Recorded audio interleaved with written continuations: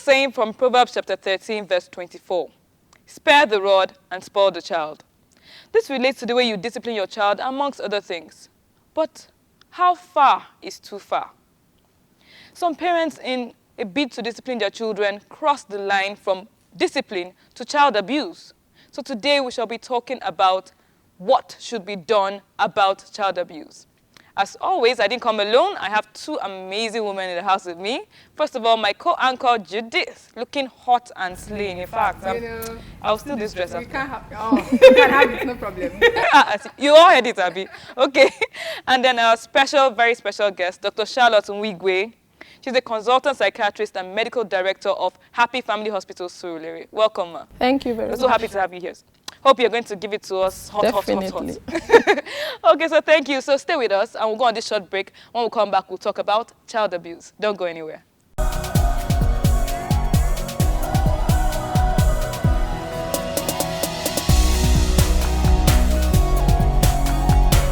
Welcome back. You're watching Catholic Faith Forum, and I'm May, as always, and I'm here with Judith and Dr. Charlotte, and we'll be talking about child abuse. What should be done about child abuse? I know many of you wonder. But first of all, let's start from the basics. So, what is child abuse? Okay, child abuse is any form of physical, sexual, or psychological harm to a child. It also includes neglect. And sometimes the word child abuse has been used alongside child maltreatment, although we take child maltreatment as the big umbrella under which child abuse exists. So it's basically anything that will lead to harm of a child. Okay, are there different types of child abuse? Yes, we have the physical abuse, the sexual abuse, psychological abuse, and then we also have neglect. It stands on its own. Okay, physical, sexual, and psychological. Also, is there emotional abuse? Yes, that goes under psychological abuse. Oh, nice. When you say neglect, I'm not sure I understand that. Okay, neglect means an act of omission. I mean, you leave a child, you deprive a child of basic things like food, shelter, and clothing. That falls under neglect. Okay. Yes.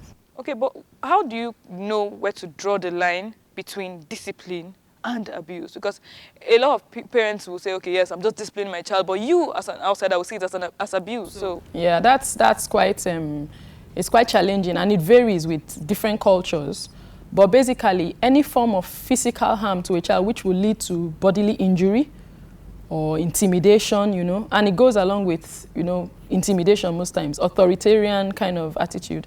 So anything that will lead to injury, like beating, burning, scalding, biting, shaking. Some people, there's this baby shake syndrome or something, where people are, a baby is shaken so seriously to calm the child down. So anything that will lead to physical injury, it's called physical abuse. Wow, okay. I have a recent UNICEF report that shows that 4 in 10 girls and 1 in 10 boys experience sexual violence, and then 1 in 6 boys and 1 in 6 girls experience emotional violence before the age of 13, and only 4% seek help.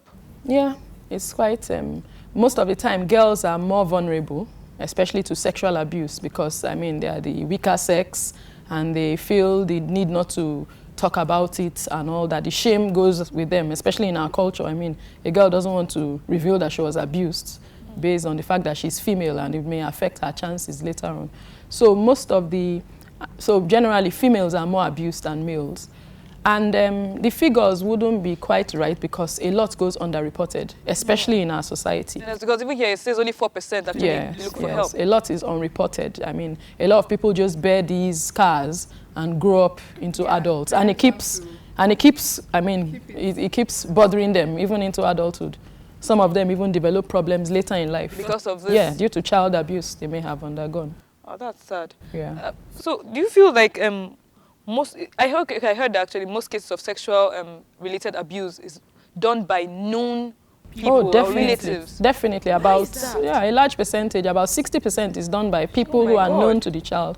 And because such people are known to the child is unlikely to report, is likely to feel, this is my uncle. I can't be reporting my uncle to my mom, that kind of thing. And so, a lot of it is done by people that the child knows, while about 30% is done by outsiders, but 10% only by strangers. Sorry, why is Yeah. it that Wow. when this is reported, most times the parents don't believe their children? I have seen cases where, okay, I know of a particular one where the girl told her mom that she was being abused by the uncle, but the mother was like, no, it can't be. It's not right. Yes. It's not true. You are lying. You're lying against your uncle. Your uncle, Why, yeah. why should that be a problem? Well- Why is it difficult for most parents to just accept it? Most of the time, it's also a cultural thing. A mother feels, I can't tell this, it would break up even her marriage. I mean, if her husband's brother is molesting her child and she reveals it, I mean, people feel this will lead to a breakup of the entire family, so it's better to keep quiet. And the best way is to hush the child rather than face. I've seen a lot of cases too. I mean, I've seen a lot of cases in my clinic of people who just feel. In fact, lately I just saw one case. I've seen just one case so far who, I mean, the mother is a very, outspoken person, and she informed her girl. Yes, she informed her daughters, look, and she really acted on it. I mean, the patient came and told me, I mean, when she told her mom, someone touched her, the mom blew the roof down. Yeah. And the guy was sacked, and, she went to, but most cases is hushed because African women, Nigerian women, they're trying to rather preserve their marriage, preserve their home, and then also the stigma that follows it. People don't want to talk about things like this. But at the end of the day, the child suffers. But why would the mother want to value her marriage or whatever relationship she has over the health and endanger her child? Her child. Well, most of the time, I think they are ignorant of this. People feel that children forget. They feel that something that happened at age 5, 6, a child will forget. But the truth is that children remember. They remember these things. They can actually tell you. Although, as human beings, we try to repress certain unpleasant experiences. But if you ask, they can bring it. It can come up. Remember Most of the time, children remember. So I think most of these mothers just feel, let's keep quiet. It would, But unfortunately, too, sometimes this abuse continues. I mean, I've seen people who were abused, and it now became a regular thing. Their uncle, at a certain time, takes them upstairs, and so it now becomes part of a normal routine. Yeah, a normal routine until the child leaves the house for school or something. And these things affect them later on in life, because I can't Definitely. see someone who has been abused for so long going up to become normal, like when it comes to relationships with men and other definitely. people. A lot of them have these resentment for men.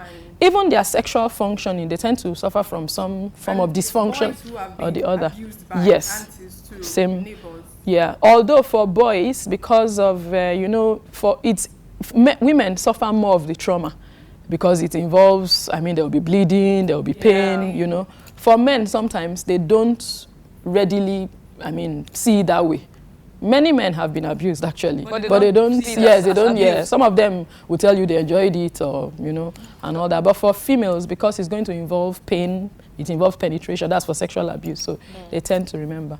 Okay, so away from this sexual one, in a case where a child is made to hawk after school to support child parents labor. because the parents can't take care of the family Can't afford anymore, to. maybe something has happened and they can't take care of the family, do we still consider this as child abuse? Oh, definitely. Child labor is child abuse, definitely.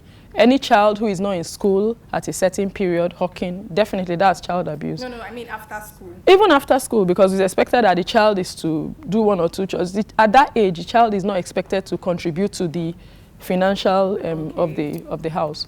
Also, other things which vary with cultures, like child marriage, is also is also a form of child abuse. Female genital mutilation is also a form of child abuse. And then, these cultures where they accuse children, maybe twins, of being witches and things. I don't know if you know, like in Akwa Ibom, they have some of these things. Do they still have those? Yeah, recently there's a boy, it was in the news, Hope, who was rescued by one of these NGOs. Yes. I heard So the child was considered a witch and left to die of hunger. So that's also child abuse too.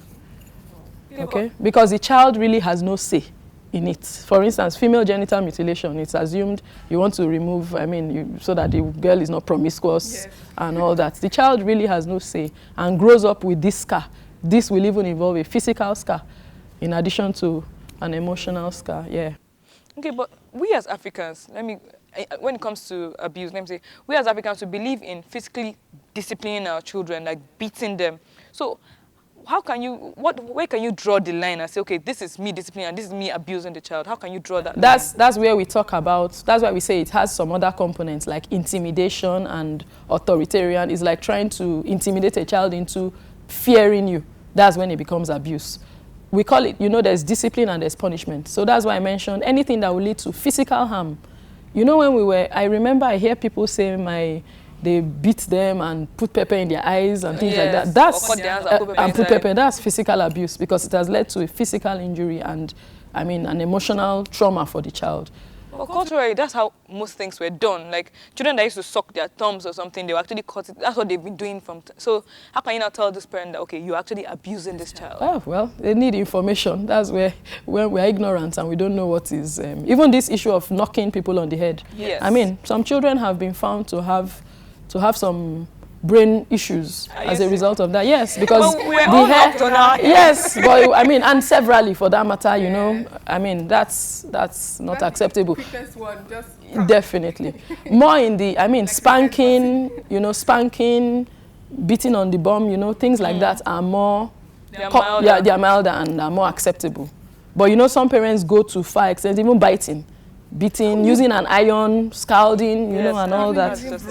And chasing your child around the compound. Like so I think people need enlightenment because sometimes I also have patients who refer back to punishments they had when they were young. And I mean, they feel bad about it. They are depressed now. Because and of those yes, humiliating punishments also. You know, like where a parent embarrasses a child in school in front of his classmates, his or her classmates, you know. All that too can constitute abuse. All these things are actually affecting. Yes. So that's why it's important we're enlightened because, I mean, no parent also wants the child to have any abnormal function later in life and all that. So I believe if parents are enlightened, then, I mean, they would do the right thing. But don't you feel like, okay, what I can term as abuse is different from what she can term as abuse? Yes, that's why I say it varies with cultures, but internationally there are some unacceptable forms. But of course, at the end of the day, nobody is checking exactly. You're in your house doing what, you know. That's why I say, that's why I say it's more of enlightenment so that people are well informed on their own and now take informed decisions on what they want to do or how they want to control their anger. Because the truth is that, you know, a lot is based on anger. I mean, the parent just reacts. Maybe the child does something and then you feel like you just need to do something to this child. You know, and all that. And sometimes in Africa, we say, let's do something to the child that the child will remember. Yes, so that he will not do that again. And in that, well, I mean, most of that is physical abuse. Okay, going to emotional abuse now. Okay. How can you educate parents who emotionally abuse their children and tell them that this is actually wrong? Because that's the most subtle type of abuse. It's the most subtle, but it's equally as dangerous as physical and sexual abuse. Yeah, so how can we educate parents that, okay, this is actually wrong? I mean, I try to, as much as I can, I mean, when I see these scenarios, I try to educate parents on getting close to children, talking to them, building up their self-esteem, because the more they feel humiliated, lower self-esteem, and these individuals grow up to be antisocial, suffer from depression, anxiety. Even some people have post-traumatic stress disorder. They remember a particular beating and it's so vivid in their memory, they keep replaying it, you know, and certain scenarios remind them of that incident and they get they keep going back to it and can't move forward. So the effects psychologically are quite enormous.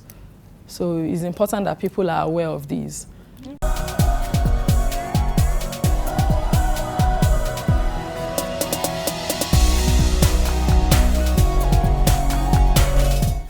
Welcome back. But I still feel like a lot of people are not as enlightened as they should be on the different forms of child abuse. What do you think? Maybe because of how they've been exposed at home, like what they've been used to. It's just okay for our parents to beat us. We've all been beaten, so we feel like... the reset one now, when they give or the ear twisting one. Some of us are just so used to it as they love us. This is how they correct us, so they don't see it as child abuse. They don't see some of these things. It's true though. So when your friends tell you about their own, you're like, okay, it's a normal thing now. This is how your parents want to correct you, but you never think it as child abuse. But let me ask this funny question. Do you think we'll ever get to the point where we get to, like the white people, we completely lose our culture and there's no beats and we just say, stop doing that, oh my God. You we actually feel like that if you see someone not actually beating their child, we feel like you're spoiling that child. You're not beating that child, you're spoiling that I child. feel so. My mom would beat my cousin. Okay, well, when my cousin was quite younger, Yeah. would beat. You know how children do now. Oh, mommy, give me. Why would you let this child beat this child? Beat. You need to learn how to beat your children, or else they will lose. They will. But it's true, that's how we were brought up. You know that one that when you're outside and then your mother says don't do something and you're doing that eye she gives to you. Just give you one eye, you know that something's waiting for you when you get to the house. Okay, back to the conversation. So what do you think can be done about helping these abused children? Okay, well, even regarding your discussion, you know, another thing is how we perceive it. If you perceive, even if we had so much beating when we were growing up, if you perceived it as okay, then that's no problem. It means you take it in you. I mean, it doesn't cause you any distress. But when it goes on for, I mean, when it's a bit much, like this issue of putting pepper and all that, or burning a child, pouring hot water, you know, No, and all, that's you know, extreme. so, but those are done in anger too. Yes, So people do that. those are the kind of things a child will remember. So now back to because more of what we see is sexual abuse, which, you know, gets now, comes out in the open. First of all, of course, not a lot is not brought up. People, sometimes parents keep quiet, hush bury it, it under the and all carpet that. so that- But when it comes to the fore, I know there is a Mirabel Center, is in Lasut. It's quite a known place for victims of abuse, yes, abused children. And most of the, in fact, I was reading something last week, and I mean, they were saying the rate of sexual abuse now for young girls, 4-year-olds, 3-year-olds, spiked. I've And been reading a being lot of abused that. by even their stepfather, their fathers. Yes. You know, so they're having a lot of those See a kind of. 97-year-old man will Yes. abuse a small child of So- 5 and you're wondering, Yeah, so what is that's wrong a with the good world? place for. What is wrong with the world is what I ask, honestly. So that's a place. Mirabel Center is in Lasut. Okay. That's Except just Mirabel Center for the whole of Nigeria. well, that's the one I'm aware of for now. I know there are some, I know there are some other private NGOs, but they are not as well known. And the issue with Mirabel, it's a multidisciplinary approach because these kind of children need multidiscipline, psychologists, you know, the not therapists, just- you know, and they need to go through tests To make to sure sure that all is fine, you know, do some other medical checks and all that. So I know much that is done there. Okay, are there sufficient facilities for this? I Because don't think, definitely not. First of all, it's even underreported, exactly. you know, and some of these cases, even when they get to these centers, you know, by the time you want to get further And involve the investigate, police, everything dies down. parents just say, no, it's a it's family okay, matter. exactly, you know. The other day, I heard of someone who was killed by, it was assumed she was killed by the husband, but eventually her mother, that's the lady, her mother said, no, my son-in-law didn't kill my daughter. So it's like trying to because they're children, let's wear it down. they don't want stigma and all that. So child abuse is largely underreported. Yeah. And this actually cuts across internationally. But I think we need to actually create an awareness so people could know that they should speak up when things like this happen and not just quiet the child down because the child is small. These children will grow up to become people in future and then they'll have this at the back of their minds and it affects them every day. Yeah. So I feel if parents are made to understand that it doesn't just go away as time passes by, they will outgrow they it. don't. If parents are made to understand, then they would, look at it differently. So for child abuse in general, what can be done to reduce it? Of course, we know there are different types, Yes. and there should be specific measures for this. What are some of Yeah. these things we should The do? first thing is information. People need to be enlightened. Okay. Mothers, these days I'm seeing mothers who know and who say things like, they don't allow their daughter with a driver or with a male. I've seen a lot of people who are getting really aware and taking steps, and it's very important that there's nothing like, oh, I trust, he's my uncle. No, definitely, you can't try that. There's nothing like that these days. A lot of the cases I see is, in fact, very bizarre. You would never have thought such would go on, even while the mother is downstairs Oh my God. in the kitchen. And yes, the uncle is somewhere with the child. And it doesn't take time. I think they should tell these children that if something like this Definitely. happens, they should tell Exactly. them. So children need to be made to be comfortable with their parents, with their mothers and be able fathers to tell discussing them this kind of thing. And the parents also need to have that listening ear. Because if a child is trying to, tell you and you Or even signal you, maybe they can't really say it, and then Yeah. they don't you notice something. Yeah, exactly. Like And I that- watched something recently, and they said, and the girl was a victim of, I watched something recently, she was a victim of abuse, and then she expected her mother would notice that something was wrong, because she was dying inside, and her mother didn't know, till eventually she found a way to let her mother know. And also, there are some signs, I mean, you can see, you see some children that you can watch out for. Some children, they are young, but they know so much. They are very sexually aware.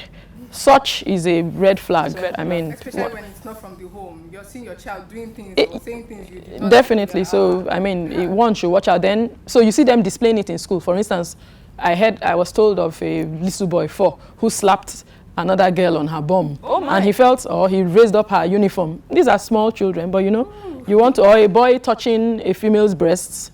Why? Because he's used to it. Probably the maid is doing, is doing that with him. So it's important for parents to be able to observe children and observe when they've changed. Some may become more quiet. Yeah. Some may even become more withdrawn. A child who is very outspoken suddenly becomes withdrawn, or you notice your daughter walking in a funny way. I mean, you know, and all that. Or she's particularly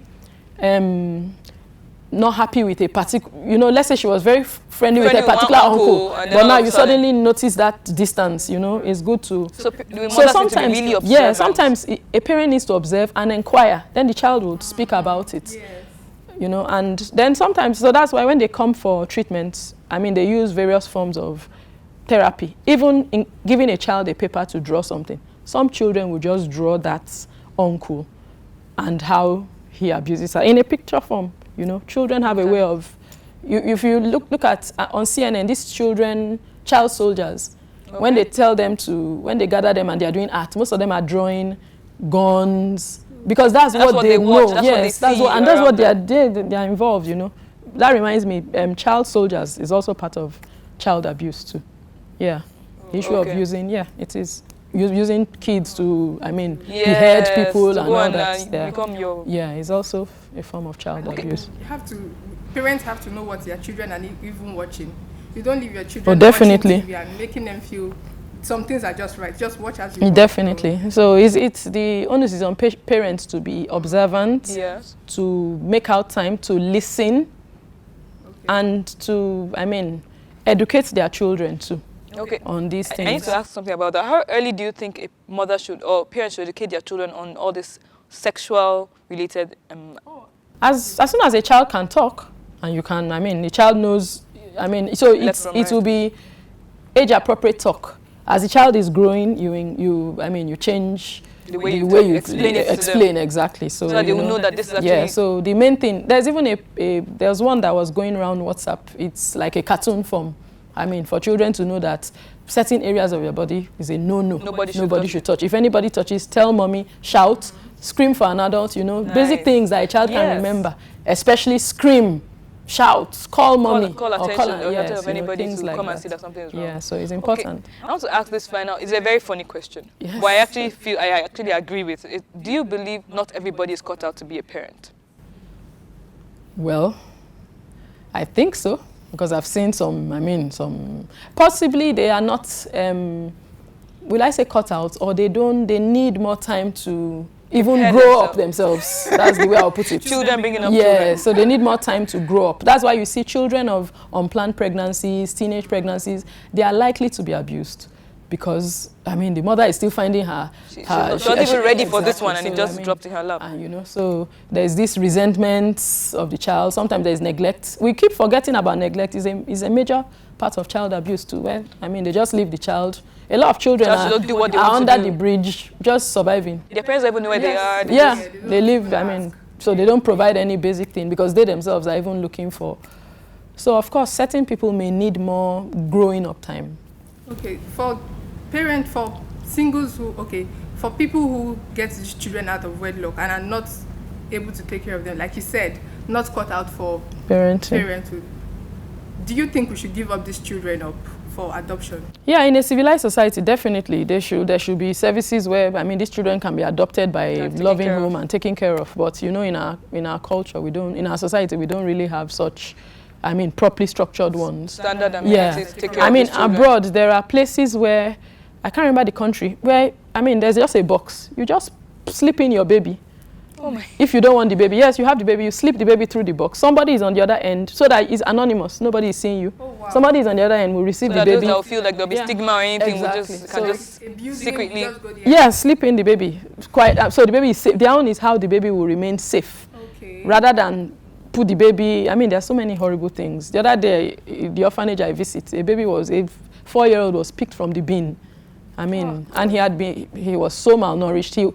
He's about 4, but he looks like a 2-year-old. Oh my God. And you know, I mean, that kind of damage has already been done. He can't, now he's growing, but there's already a lot of something has already gone So wrong. if it was in a proper civilized place where the woman, because some of these women, they don't know what to do, seriously. They're just confused. Yeah, they're that just confused, happened. yes, And then when they have children with one disability or the other, They don't know how all to these take cleft care of palate them. and brain issues, they don't really know what to do. They don't have the means, so they just dump the child. So we really Yeah. need more facilities. Yeah, to take care of the definitely. children. Thank you so much for being on the show. It's been You're an amazing welcome. session. Judith, Yes, I any really last learned- words? I really learned a lot. Yeah. Thank you so much. You're welcome. Okay. So, any last words, Ma, for people out there? Anything you want to tell them about child abuse? Okay, well, I just want to say that people should be parents, mothers especially. Is quite important that they are very observant around their kids, and especially when there are people other than the family who live in the house. It's very important to listen to kids, be observant, teach them so that they are aware of things they should know at certain ages. Okay. Thank you. Children are a gift from God, and as with all gifts, they need to be loved, cared for, and cherished. Parents need to be emotionally, physically, financially, everyly ready for children before they have them. So don't just rush into it, and take care of your children. Trust me, they are wonderful gifts from God, and they will do you and make you proud. So thank you for being with us. You've been watching Catholic Faith Forum. And for any questions, inquiries, suggestions, hit us up on our social media platforms at CFF on TV. And for previous episodes of the show at Dominican Media Presents on YouTube. Thank you for being with us. Till next time, see ya. Keep being saints in jeans and shirts.